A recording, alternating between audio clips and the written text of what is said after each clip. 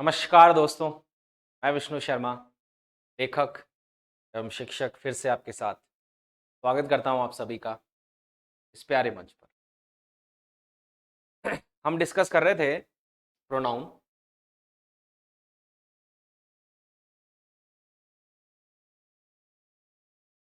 Last वाली class में हमने क्लैप्ड इट, सब्जेक्टिव और ऑब्जेक्टिव केस ऑफ प्रोनाउन, यहां तक हमारा डिस्कशन हो गया था। आज की क्लास में हम डिस्कस करेंगे possessive case of pronoun, possessive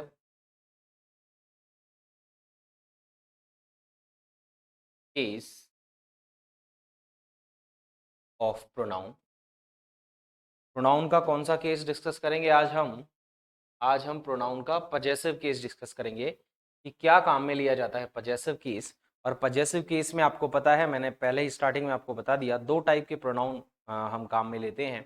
एक होता है पजेसिव एडजेक्टिव और एक होता है पजेसिव प्रोनाउन। दो टाइप के प्रोनाउन, ठीक है। तो सबसे पहले बात कर लेते हैं पजेसिव केस की जो प्रोनाउंस है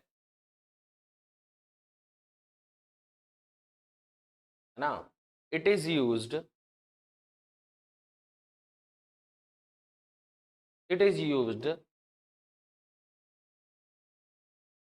to express relation,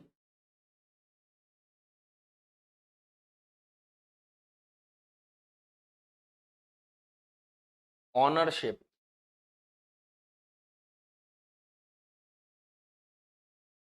origin, ETC, ठीक है।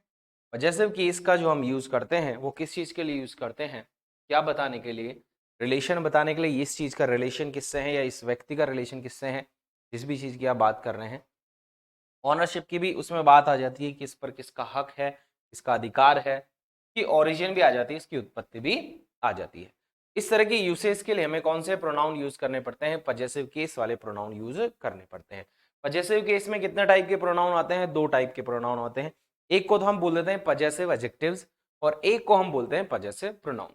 तो पजेसिव एडजेक्टिव्स जो है उनका काम क्या है, उनका काम है रिलेशन, ऑनरशिप, ओरिजिन बताना। हाँ, बस पजेसिव एडजेक्टिव है, एडजेक्टिव है तो सिंपल सी बात है कि एडजेक्टिव प्लस हमेशा नाउन होगा। एडजेक्टिव जो है without noun can not be used, किसी काम के नहीं है, ठीक है। और पजेसिव जो प्रोनाउंस है, हाँ, वो क्या करते हैं, वो एडजेक्टिव प्लस नाउन के रिपीटिशन को रोकते हैं। एडजेक्टिव प्लस नाउन के रिपीटिशन को रोकते हैं कि भाई जब कोई नाम किसी व्यक्ति का, किसी वस्तु का, किसी स्थान का, किसी चीज का जब हम नाम ले रहे हैं, ये एक बार नाम ले चुके तो हमें उसका बार बार रिपीटिशन करने की क्या जरूरत पड़ रही है, ठीक है। तो फिर वो नाउन अंडरस्टूड हो जाता है और फिर नेक्स्ट जब हम एडजेक्टिव प्लस नाउन लिखेंगे तो वो एडजेक्टिव प्लस नाउन ना रहकर नाउन तो अंडरस्टूड हो गया, क्योंकि पहले आपने नाम ले ही लिया उस चीज का, तो जो सामने वाला सुन रहा है वो सिंपल सी बात है, उसको पता है भाई इसी बारे में बात चल रही है, तो फिर सीधा सा उस प्रोनाउन का वो पजेसिव प्रोनाउन, उस एडजेक्टिव का पजेसिव प्रोनाउन हम यूज कर लेते हैं। क्लियर बात, इस तरह से हम देखेंगे आगे। फटाक से एक बार जल्दी से इसको लिख लीजिए।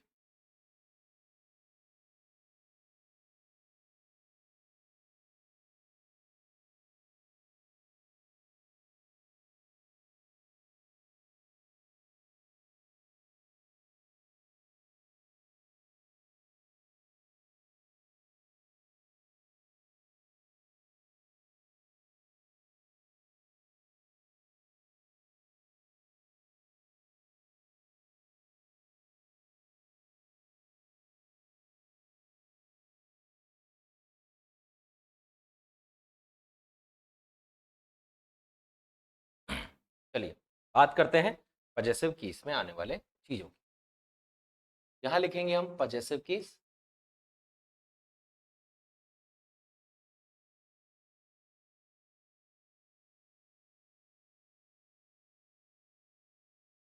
ये बात हमें पता चली गई कि पजेसिव केस को किस तरह से यूज करना है। इसमें दो चीजें हैं, एक है हमारे पास पजेसिव एडजेक्टिव और एक है पजेसिव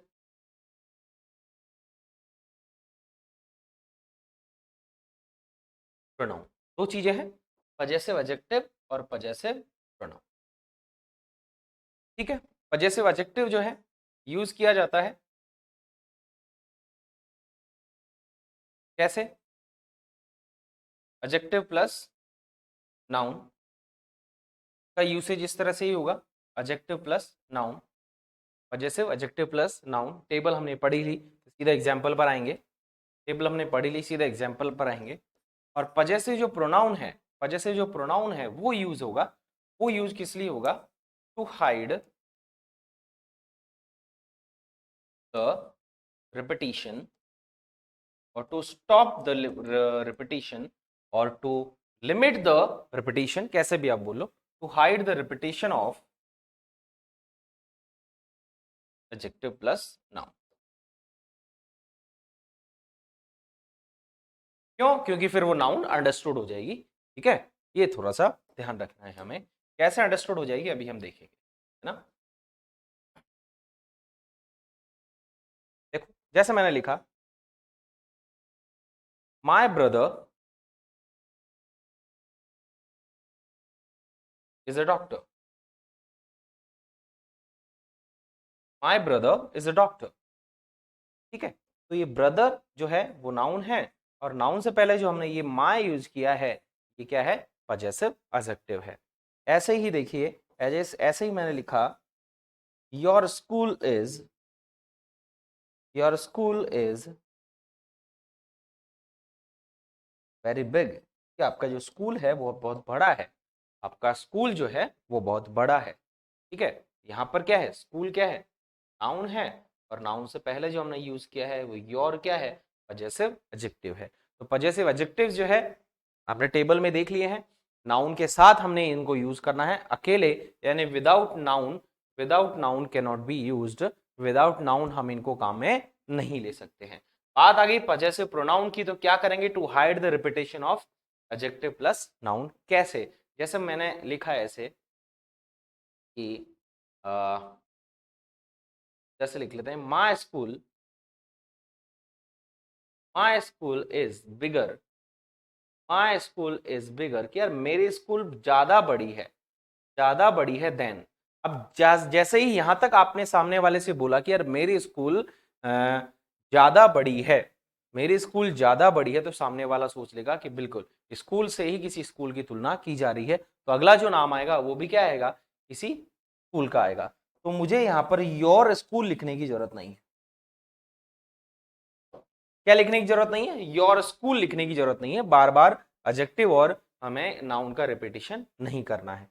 ठीक है, तो फिर क्या होता है? फिर क्या होता है? इसका रिपीटिशन ना हो, इसके लिए ये नाउन का रिपीटिशन ना हो, इसके लिए अकेला एडजेक्टिव तो किसी काम का नहीं है, इसी एडजेक्टिव को पजेसिव बना देते हैं, और क्या हो जाएगा? यहां पर योर्स हो जाएगा। क्या हो जाएगा? यहां पर योर्स हो जाएगा। बात क्लियर? इस तरीके की चीजें हैं जिसके लिए पजेसिव प्रोनाउन बना है, और ये पजेसिव एडजेक्टिव है। ठीक है, क्योंकि नाउन के साथ यूज होता है, यानी नाउन से पहले यूज होता है।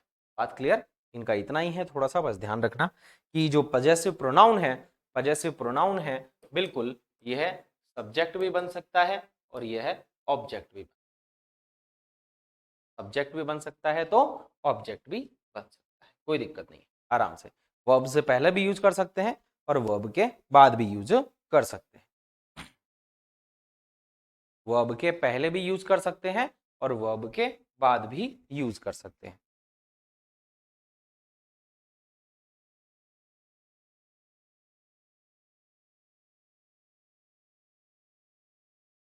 एक बार लिखो इसको, फिर हम आगे बढ़ते हैं।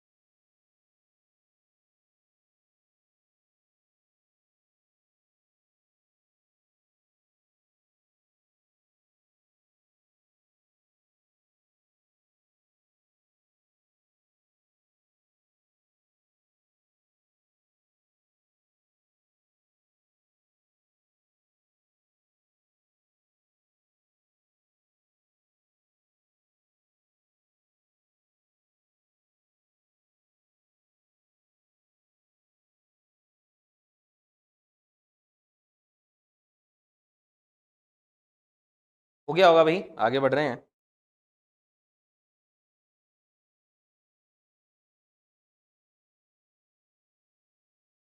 अब बात करेंगे हम रिफ्लेक्सिव प्रोनाउन पर। इस पर बात करेंगे, रिफ्लेक्सिव प्रोनाउन पर बात करेंगे। यानी अब आ जाती है बात टाइप्स ऑफ प्रोनाउन।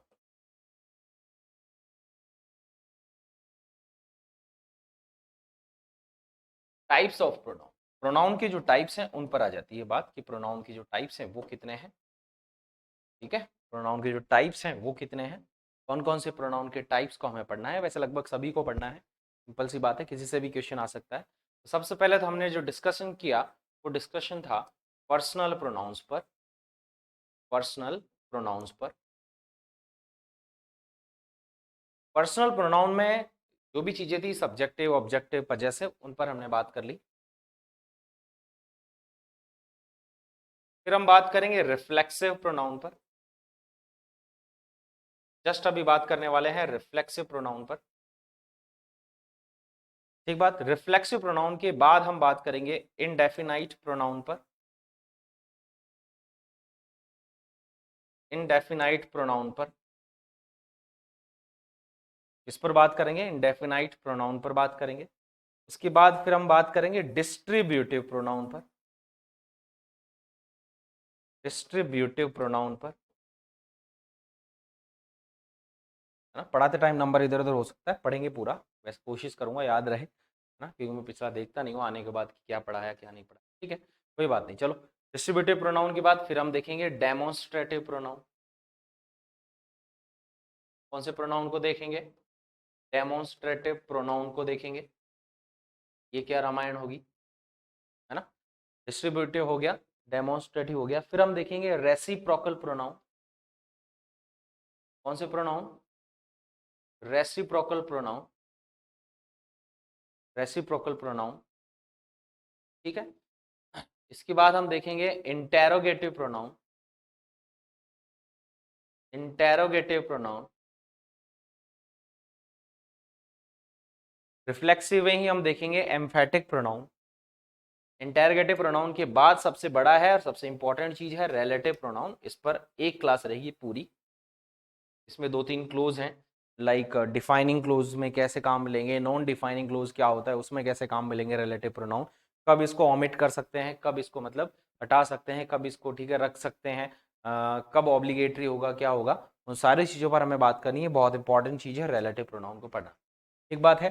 तो ये हो गया हमारे प्रोनाउन के टाइप्स। कुछ रह गया होगा तो ठीक है बाद में याद आ जाएगा मेरे हिसाब से, ठीक है इतना ही होने चाहिए, बाकी और कोई याद आ जाएगा लिख देंगे, है ना। लेकिन ये जो है टॉप मोस्ट है, इन पर हमें बात करनी ही करनी है। ठीक है, एक बार जल्दी से ये टेबल बना लीजिए।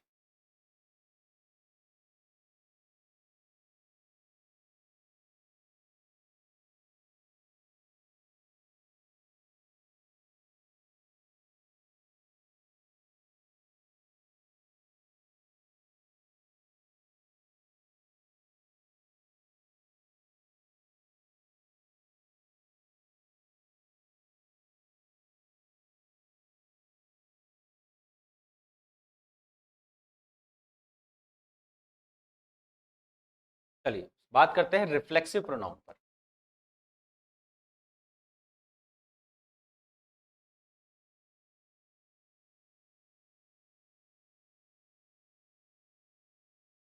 As the name itself says,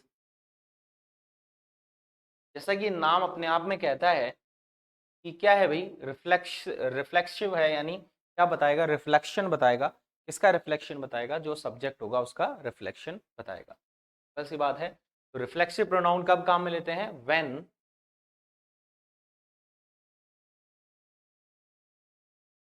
the doer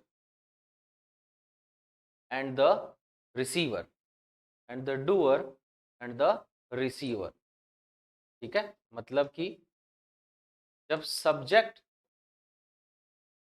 and object, ठीक है, when the doer and the receiver, यानी जब कर्ता और रिसीवर, रिसीव करने वाला यानी ऑब्जेक्ट, यानी जब सब्जेक्ट और object are the same person, are the same person, are the same person, then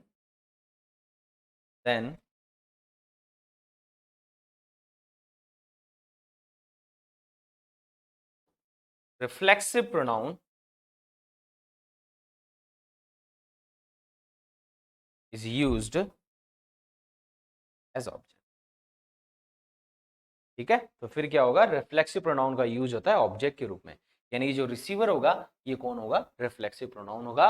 होगा कब, जब डूअर और रिसीवर बात एक ही हो, है ना, दोनों चीज एक ही हो, यानी मैंने खुद पर कोई काम किया, when the subject is doing an action on himself, herself, itself, जब सब्जेक्ट अपने आप पर काम कर रहा है, when the action is being done upon the subject, जब जो एक्शन है वो सब्जेक्ट पर ही किया जा रहा हो, ठीक है, तब जो हम वर्ब के बाद जो जिस व्यक्ति का नाम लेंगे वो व्यक्ति का नाम क्या होगा, रिफ्लेक्सिव प्रोनाउन होगा। रिफ्लेक्सिव प्रोनाउन बनेगा किसका, जो सब्जेक्ट में व्यक्ति वस्तु जो भी चीजें होगी उनका ही बनेगा।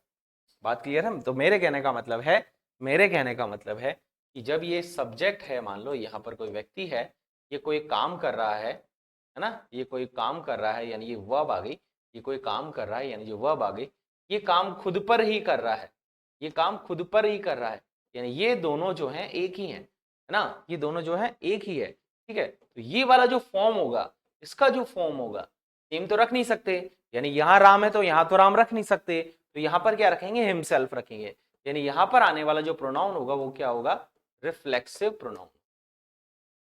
कौन सा प्रोनाउन होगा, रिफ्लेक्सिव प्रोनाउन होगा, यानी जब डूअर और रिसीवर, सब्जेक्ट और ऑब्जेक्ट एक ही पर्सन हो, यानी जब सब्जेक्ट जो है अपने आप पर काम कर रहा हो, तो वर्ब के बाद रिफ्लेक्सिव प्रोनाउन का हम यूज करते हैं। ठीक बात, एक बार इसको लिखो, फिर आगे बढ़ते हैं और बातें करते हैं।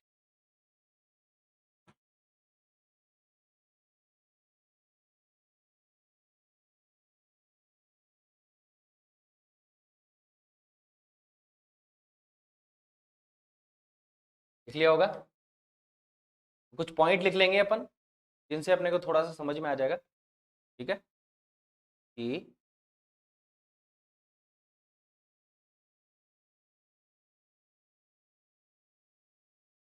when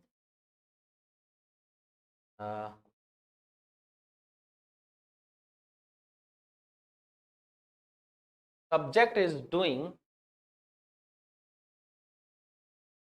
an action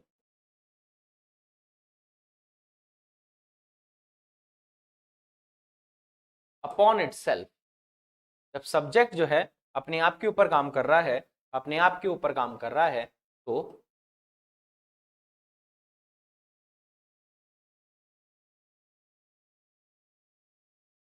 reflexive pronoun is used after verb,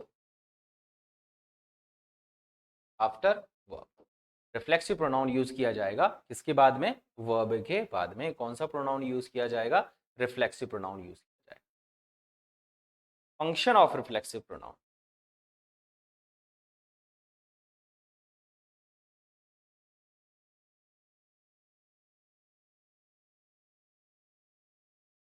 आपसे पूछ ले फंक्शन ऑफ रिफ्लेक्सिव प्रोनाउन क्या है, तो आप बता देना।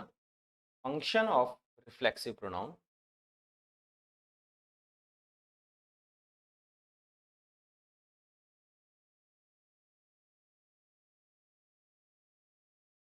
Function of reflexive pronoun, function of reflexive pronoun में बात आ जाती है डायरेक्ट ऑब्जेक्ट,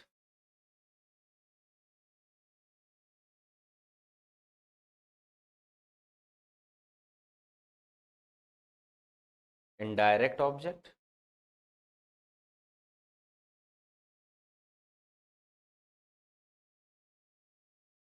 सब्जेक्ट कॉम्प्लीमेंट।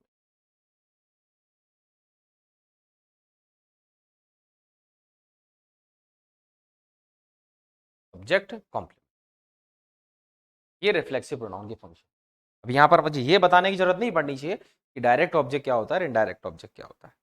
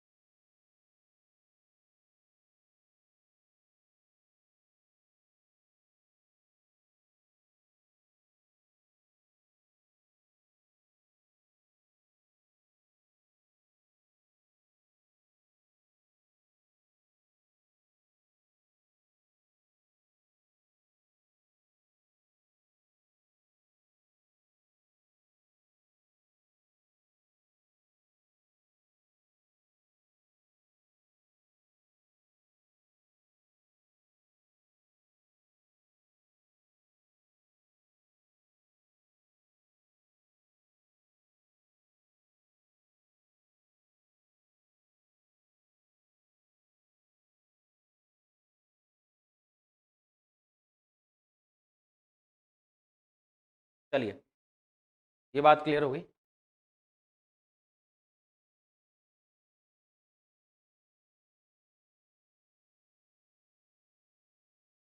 कुछ एग्जांपल्स ले लेते हैं।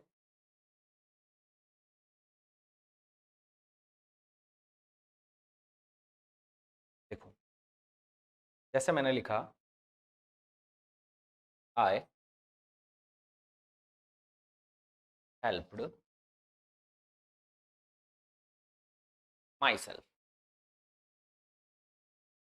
आई helped my self in the kitchen. Kitchen में मैंने हेल्प की, किसकी हेल्प की? किचन में मैंने हेल्प की, किसकी हेल्प की? ये जो हेल्प है ये कौन सी वर्ब है? ये जो हेल्प है ये कौन सी वर्ब है? Transitive verb. कौन सी वर्ब है? ट्रांजिटिव वर्ब है। तो हमें पता है कि किसी भी ट्रांजिटिव वर्ब के बाद, किसी भी ट्रांजिटिव वर्ब के बाद हमें एक ऑब्जेक्ट की जरूरत पड़ती है। किसकी जरूरत पड़ती है? ऑब्जेक्ट की जरूरत पड़ती है। If the meaning is missing, और if the meaning is not proper, अगर जो मीनिंग है, जो सेंस है, sense of the sentence is not proper, जो सेंस है वो सेंटेंस का अगर प्रॉपर नहीं है, सही से निकल नहीं रहा है, पढ़ने में अजीब लग रहा है, मीनिंगफुल नहीं है, तो फिर हमें लगता है यार कहीं ना कहीं ऑब्जेक्ट इज मिसिंग, है ना। और जब ऑब्जेक्ट मिसिंग हो तो फिर हमें रिफ्लेक्सिव प्रोनाउन का यूज वहां पर करना होता है और देखना होता है क्या सब्जेक्ट, क्या इस सेंटेंस का मीनिंग अब निकल रहा है। ठीक है, तो एग्जाम में जब भी सेंटेंस आए आपको वैसे तो डायरेक्टली पता ही चल जाएगा, 4 ऑप्शन दे देते हैं, है ना, तो रूल वाइज आपको जैसे पढ़ा रहे हैं वैसे आपको ऑप्शन वहां पर मिल जाएगा। ठीक है, तो ध्यान देना है। आई हेल्प्ड माई सेल्फ, तो मेरे हिसाब से रिफ्लेक्सिव प्रोनाउन में जो है आपसे एक तो स्टेटमेंट्स जो है दे सकता है, और ये पूछ सकता है कि रिफ्लेक्सिव प्रोनाउन इसमें कौन सा है या एम्फेटिक प्रोनाउन है, कौन सा प्रोनाउन है, ये थोड़ा सा कंफ्यूजन हमें पूछ सकता है। ठीक है, तो आई हेल्प्ड माई सेल्फ, याद रखना रिफ्लेक्सिव जो प्रोनाउन है वो हमेशा किस रूप में यूज किया जाएगा? ऑब्जेक्ट के रूप में यूज किया जाएगा। अब वो डायरेक्ट ऑब्जेक्ट हो या वो इनडायरेक्ट ऑब्जेक्ट हो। यहां पर हम देखेंगे, यहां पर हम देखेंगे सिंपल सा सिंगल ऑब्जेक्ट है, तो इस ऑब्जेक्ट को कौन सा ऑब्जेक्ट बोलेंगे? हम डायरेक्ट ऑब्जेक्ट। कौन सा ऑब्जेक्ट बोलेंगे? डायरेक्ट ऑब्जेक्ट बोलेंगे, डायरेक्ट ऑब्जेक्ट। ठीक है, लेकिन ऐसा आ जाए, she taught, she taught her self lesson, उसने अपने आप को एक सीख दी, उसने अपने आप को एक पाठ पढ़ाया, उसने अपने आप को एक सीख दी और उसे अपने आप को क्या पढ़ाया? एक पाठ पढ़ाया। पढ़ाना, सिखाना ट्रांजिटिव वर्ब है, बिल्कुल है सर। ट्रांजिटिव वर्ब के बाद अगर हमारे पास दो ऑब्जेक्ट हों तो जो ऑब्जेक्ट होगा क्लोजर टू द वर्ब, ये होगा आपका indirect object, indirect object. Indirect object is the receiver of the action done upon something. ठीक है, जैसे she taught, what did she teach? A lesson. क्या पढ़ाया उसने? लेसन पढ़ाया। ठीक है, किसको पढ़ाया? इनडायरेक्ट ऑब्जेक्ट को, यानी हर सेल्फ को पढ़ाया। ये थोड़ा सा ध्यान रखेंगे, और यहां पर ये हो गया डायरेक्ट ऑब्जेक्ट।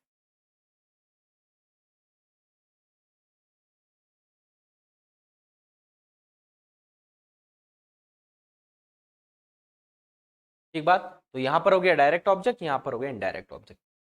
दोनों में जो रिफ्लेक्सिव प्रोनाउन को हमने यूज किया है वो किस सेंस में यूज किया है? ऑब्जेक्ट के सेंस में यूज किया है। तो आपको ये ध्यान रखना है कि जब भी रिफ्लेक्सिव प्रोनाउन आएगा वो वर्ब का ऑब्जेक्ट होगा, और ऑब्जेक्ट क्या होता है? ऑब्जेक्ट क्या होता है? किसका आंसर होता है?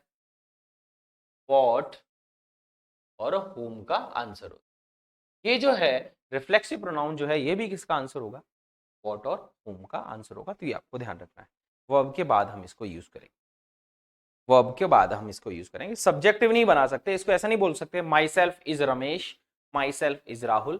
ठीक है, जैसे अपन कभी कभी ऐसा सुना है अपन ने इंटरव्यू वगैरह में, myself Rahul Sharma, I belong to Jaipur, ऐसे होगा ना, दिस इज रॉन्ग।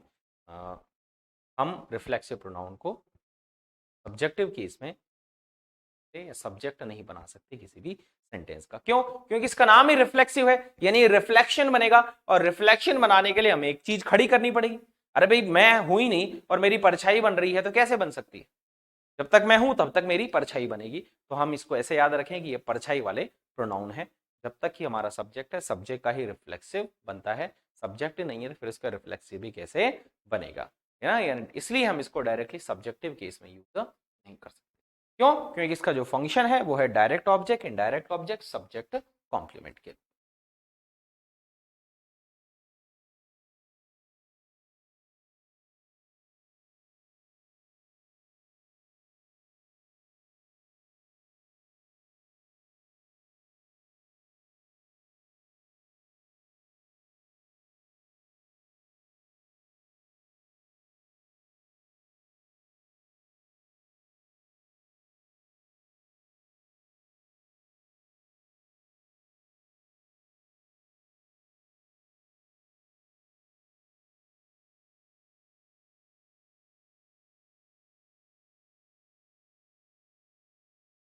एक देख लो, I am not myself today. I am not myself today, यानी आज मैं खुद नहीं, आज मैं खुद नहीं हूं। जैसे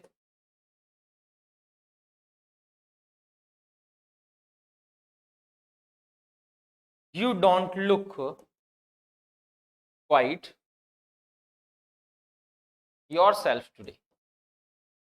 किसी से आप ये बात कह रहे हैं, किसी से आप ये बात कह रहे हैं, तो आप क्या बोल रहे हैं कि भाई आज तुम खुद बिल्कुल खुद नहीं लग रहे हो, है ना? यानी ऐसा लग रहा है तुम्हारे अपीयरेंस से, तुम्हारी पर्सनालिटी से, कि आज तुम्हारे अंदर जैसे कुछ और है, कोई नई पर्सनालिटी तुम्हारे अंदर आ गई है।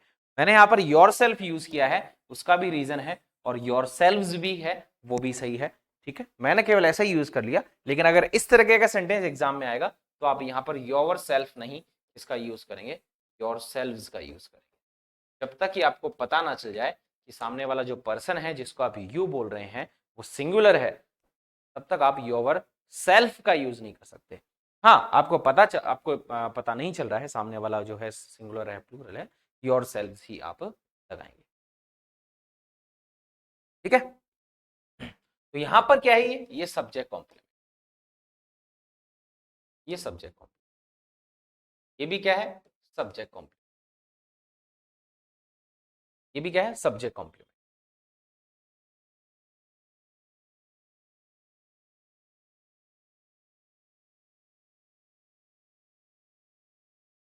एक बात, अब बात कर लेते हैं कि जो सब्जेक्टिव चीज होगी उसका ही तो रिफ्लेक्सिव बनेगा।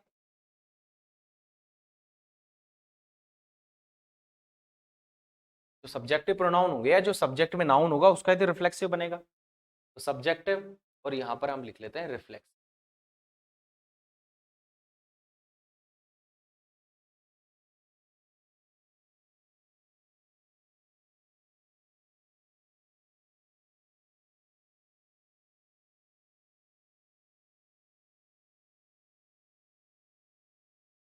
जैसे मैंने यहां लिख दिया आई, आई का क्या बन गया, my self.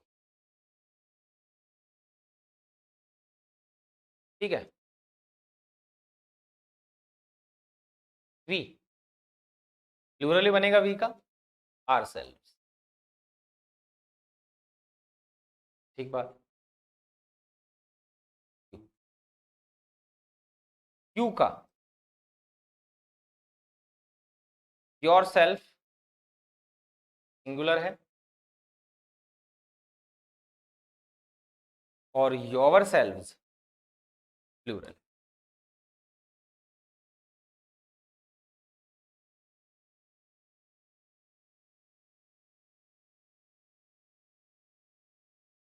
They, they is always plural, themselves।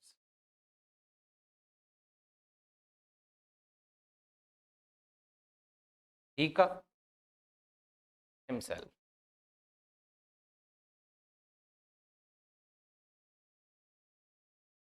She का हर सेल्फ,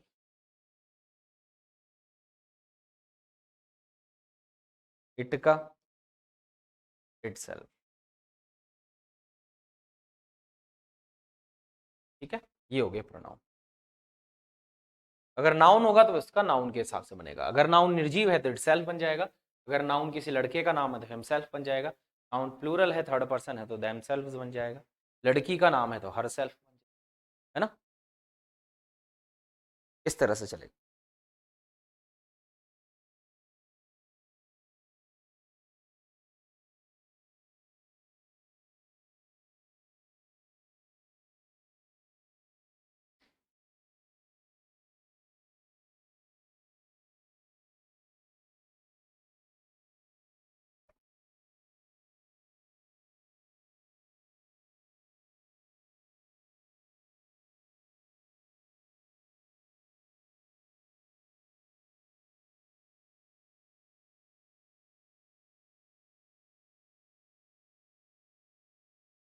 एक बात, अब देखो कुछ वर्ब्स हैं जो हमेशा रिफ्लेक्सिव होती हैं, कुछ वर्ब हैं जो सेमी रिफ्लेक्सिव होती हैं, कुछ वर्ब हैं जो नॉन रिफ्लेक्सिव होती हैं। तीनों में हमें क्या करना पड़ेगा, तीनों में हमें क्या करना पड़ेगा, हमें ऑब्जेक्ट ढूंढना पड़ेगा। अगर ऑब्जेक्ट है पहले से, सेंटेंस का जो सेंस है, मीनिंग है, वो कंप्लीट निकल रहा है, प्रॉपर निकल रहा है, तो ठीक है, हमें कोई रिफ्लेक्सिव प्रोनाउन की जरूरत नहीं, चाहे वो रिफ्लेक्सिव जो है प्रॉपर रिफ्लेक्सिव वर्ब ही क्यों ना हो। जैसे अवेल है, प्रॉपर रिफ्लेक्सिव वर्ब है, लाभ उठाना। अवेल यानी लाभ उठाना, एब्सेंट यानी, है ना। तो आपको जब भी एग्जाम में ऐसा कुछ हो, 3-4 सेंटेंस मान लो दे दें कि इनमें से कौन सा स्टेटमेंट सही है, रिफ्लेक्सिव प्रोनाउन दे दे, उनमें आपको क्या देखना है, सेंटेंस का सेंस देखना। रिफ्लेक्सिव प्रोनाउन का मीनिंग तो आपको पता चली गया, यूसेज आपको पता चल गया। ठीक है, वर्ब के बाद ही आएगा, वर्ब के पहले नहीं आ सकता, ऑब्जेक्ट ही आएगा, ऑब्जेक्ट ही बनेगा या कॉम्प्लीमेंट बनेगा, है ना। प्रेपोजिशन के बाद भी आ सकता है तो भी वो प्रेपोजिशनल कॉम्प्लीमेंट कहलाएगा, सब्जेक्ट से रिलेटेड होगा। I am doing it for my self, ठीक है, इस तरह से, है ना। तो मैं क्या बोल रहा था कि कुछ वर्ब्स पर हम बात करेंगे, जैसे वर्ब हो गई हर्ट, है ना।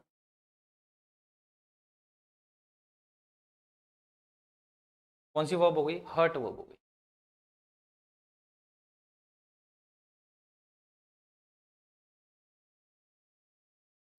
She hurt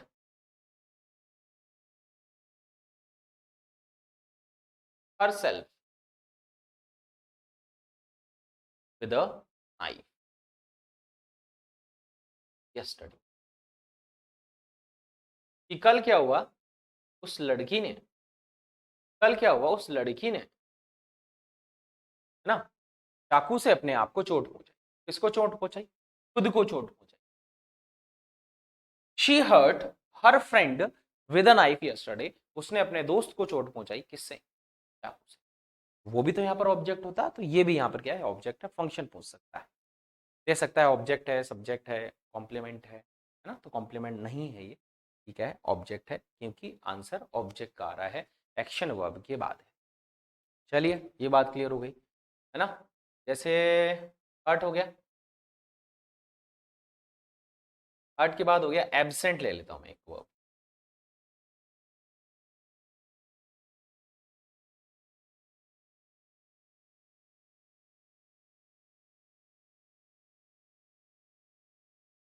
I absented my child, I absented my child myself from college yesterday. मैंने अपने आप को एब्सेंट किया, मैंने किसको एब्सेंट किया, किसको अनुपस्थित किया, खुद को अनुपस्थित किया। ठीक है, आप खुद को अनुपस्थित कर सकते हैं, दूसरे को भी कर सकते हैं। खुद को करेंगे तो रिफ्लेक्सिव लगाना पड़ेगा, दूसरे को करेंगे तो उसका नाम लगाना पड़ेगा। आई एब्सेंटेड माई चाइल्ड भी आप बोल सकते हैं। ठीक है, अवेल लाभ उठाना, अवेल से काफी बार प्रश्न आया हुआ है। इस अवेल वर्ब देख लो, अवेल वर्ब से काफी बार प्रश्न आया हुआ है। एक बार तो आया कि वी शुड अवेल, लाभ पहुंचाना भी इसका मतलब होता है। We should avail ourselves of the opportunity. We should avail ourselves of the opportunity, कि हमें खुद को वो जो अवसर है उसका लाभ पहुंचाना चाहिए या लाभ उठाना चाहिए। ठीक है, इस तरह से हमें वर्ब याद रखनी है। अब और मैं 5-7 जो वर्ब है वो आगे कंटिन्यू लिख दूंगा, जिनसे कि हमें ज्यादा प्रश्न मिलने की संभावनाएं हैं और मिल जाते हैं।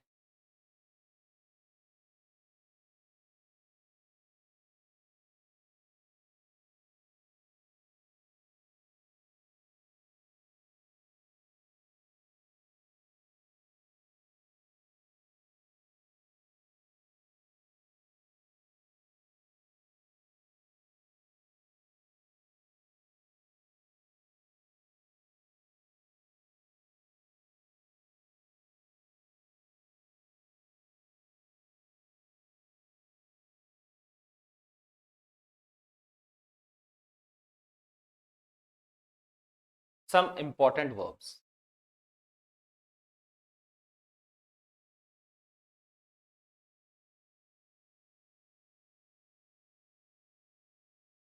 Some important verb.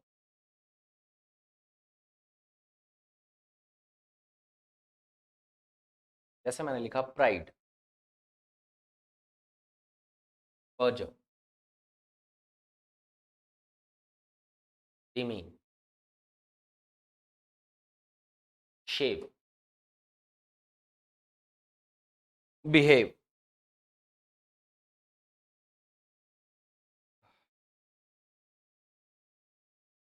एब्सेंट आ गया, अवेल आ गया, जॉय, अम्यूज, अक्विट, अक्विट भी काफी बार पूछी गई है। एक्सर्ट, कड़ी मेहनत करना, एक्सर्ट कड़ी मेहनत करना। रिकनसाइल, रिकनसाइल लड़ाई झगड़ा हो जाए फिर वापस पैचअप हो जाए लेकिन मन में फीलिंग रहे, बेमन से स्वीकारने वाली जो बात है वो हो गई रिकनसाइल। अक्विट बरी करना भी होता है, अक्विट यानी अप्रिशिएटिव वर्ब, काम करना भी होता है, to do better, to do better in a difficult situation, है ना, दैट इज अक्विट, अक्विट करना होता है। हर्ट हमने लिख ही लिया, है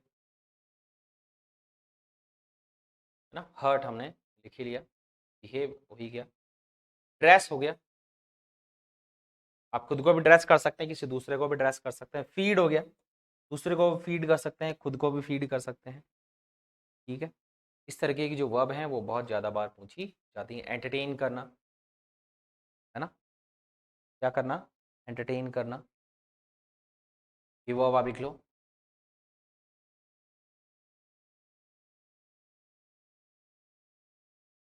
हाइड करना, वॉश करना, एडजस्ट करना, ये भी लिख लेते हैं अपन। हाइड करना, वॉश करना, आइडेंटिफाई भी इसी में आ जाएगा, आइडेंटिफाई करना। प्रिपेयर करना, खुद को भी आप प्रिपेयर करते हो किसी एग्जाम के लिए, कोई चीज़ भी आप प्रिपेयर करते हो, चाय भी आप बना सकते हो। एडजस्ट भी आ जाएगा इसमें। अडेप्ट भी इसमें आ जाएगा, ढालना अपने आप को। इन वर्ब का ध्यान रखना, इनसे क्वेश्चन पहले भी पूछे गए हैं, पूछे जा सकते हैं।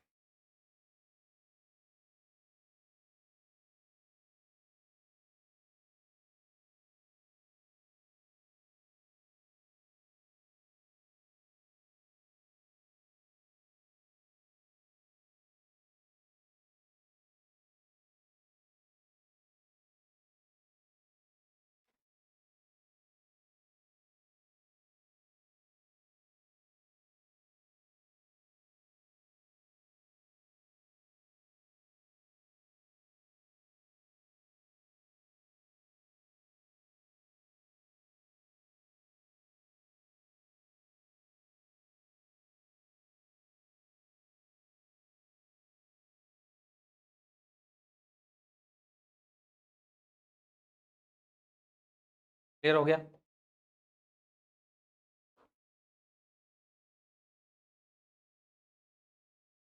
इसी के साथ जो क्वेश्चन बनते हैं वो बनते हैं एम्फेटिक प्रोनाउन। एम्फेटिक प्रोनाउन क्या होता है? सेम प्रोनाउन है। एम्फेटिक प्रोनाउन और रिफ्लेक्सिव प्रोनाउन दिखते सेम है, यूसेज दोनों का अलग अलग है ना, यूसेज दोनों का अलग अलग है। ये भी कैसे प्रोनाउन है? सेल्फ वाले प्रोनाउन है ना, तो अलग से इसकी टेबल बनाने की जरूरत नहीं है। बस ये है कि ध्यान क्या रखना है, सच pronounce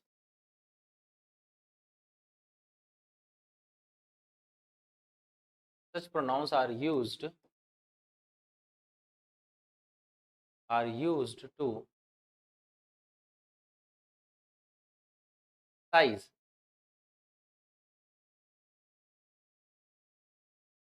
noun or pronoun given before them। से पहले जो नाउन प्रोनाउन दिए गए हैं उनको क्या करने के लिए? एम्फेसाइज करने के लिए यूज। ये बात ध्यान रखेंगे, कभी ऑब्जेक्ट नहीं बन सकते, ये ध्यान रखना है, सबसे बड़ी बात इनमें यही है। ठीक है, जस्ट उस नाउन प्रोनाउन के बाद यूज किए जाएंगे, जस्ट उस नाउन प्रोनाउन के बाद यूज किए जाएंगे। जैसे देखो, I met the president himself. हाँ, मैं प्रेसिडेंट से खुद से मिला, ऐसे I met the president himself. ठीक है, ऐसे ही the director himself, the director himself gave me bonus। Director ने खुद ने मुझे बोनस दिया।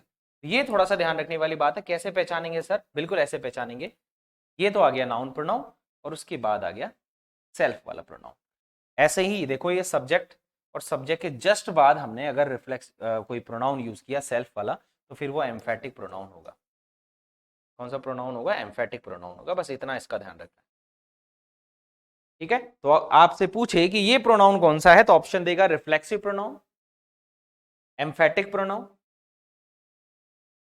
Personal pronoun, objective pronoun. कोई से भी चार ऑप्शन दे सकता है। आपको ध्यान रखना है कि भाई फंक्शन वाइज आपको ध्यान रखना है कि रिफ्लेक्सिव जो सॉरी एम्फेटिक जो प्रोनाउन है वो कभी भी ऑब्जेक्ट और कॉम्प्लीमेंट के रूप में फंक्शन नहीं कर सकता। वो हमेशा उस नाउन प्रोनाउन के जस्ट बाद आपको मिलेगा जिसको वो एम्फेसाइज कर रहा है। अब चाहे वो वर्ब के बाद मिले, चाहे वो वर्ब के पहले मिले, ज्यादातर केसेस में वर्ब के पहले ही मिलेगा, सब्जेक्ट के तुरंत बाद मिलेगा। जैसे I myself killed a tiger, I myself, जैसे मैंने बोला I killed a tiger, I killed a tiger, मैंने टाइगर मारा। सामने वाले को लगेगा कि यार ठीक है, किसी की हेल्प ली होगी, अकेला तो फिर क्या मारेगा, मतलब ऐसा लगेगा सामने वाले को। ऐसा एक बार लगेगा जब तक आप जोर देकर नहीं बोलेंगे। फिर आप बोलेंगे अरे भाई नहीं, मैंने किसी की हेल्प नहीं ली, आई माई सेल्फ किल्ड टाइगर, मैंने खुद ने मारा। इसका मतलब है विदाउट एनीबडीज और विदाउट एनीवंस और एनीबडीज हेल्प, बिना किसी की हेल्प के। तो जब आप एम्फेटिक प्रोनाउन लगाते हैं तो इसका मतलब आप उस नाउन प्रोनाउन पर जोर देते हैं कि भाई साहब हाँ इसने ही। ठीक है, इस तरह से, तो इसलिए एम्फेटिक प्रोनाउन का हम यूज करते हैं। रिफ्लेक्सिव और एम्फेटिक प्रोनाउन वाली जो चीज थी वो आज इस क्लास में कंप्लीट हुई। स्टार्टिंग में हमने पजेसिव केस वाली थोड़ी सी चीजें देखी। ठीक है, ऐसे ही नेक्स्ट क्लास में हम देखेंगे डेमोन्स्ट्रेटिव प्रोनाउन, डिस्ट्रीब्यूटिव प्रोनाउन। ठीक है, जो भी सीरीज में होगा उस पर हम बात करेंगे। यहाँ तक ये प्रैक्टिस अच्छे से कर लीजिएगा, देखना कि पुराने एग्जाम में आए हुए क्वेश्चन आए हुए हैं नहीं आए हुए हैं। जरूर नहीं राजस्थान के सेकंड ग्रेड फर्स्ट ग्रेड ही, आगे के जो DSSB वगैरह के हैं बाहर के हैं उन पर भी आप क्वेश्चन देखें। ठीक, जितनी प्रैक्टिस करेंगे उतना ज़्यादा ये इजी होता जाएगा, क्योंकि हम theory plus practical plus rules ऐसे चल रहे हैं। केवल रूल वाइज मैं आपको नहीं पढ़ा रहा हूँ, मैं चाहता हूँ कि अच्छे से एक बार हम पढ़ें। थोड़ी सी मेहनत तो लगेगी, जोर तो आएगा, माथा तो दर्द करेगा, लेकिन मजा आएगा धीरे धीरे। जब नॉलेज मिलने लगेगी, इंटरेस्ट आने लगेगा, तो मजा भी आने लगेगा। ठीक है, चलो मिलते हैं नेक्स्ट क्लास में। आज की क्लास देखने के लिए धन्यवाद। प्रैक्टिस करते रहें, मेहनत करते रहें। Thank you so much.